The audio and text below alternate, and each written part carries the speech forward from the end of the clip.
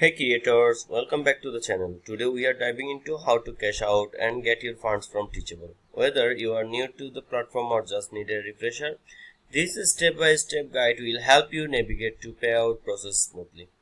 So let's get started. First, log into your Teachable school admin dashboard. From the left-hand menu, click on Settings, then select Payments.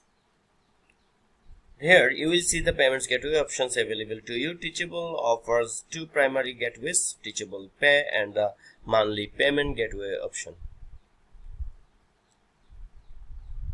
And if you are eligible for Teachable Pay, it's the preferred method. It allows for daily, weekly or monthly payouts directly to your bank account via Stripe access. To set it up, click on Set Up Teachable Pay, enter your country, phone number and business details, and you will then be redirected to Stripe to complete the setup. If Teachable Pay isn't available in your country, you will use the monthly payment gateway. This method sends payouts via PayPal on the first business days of each month. To set it up, enter your PayPal email address and tax filing status and course detail, confirm your settings, and to finalize the setup.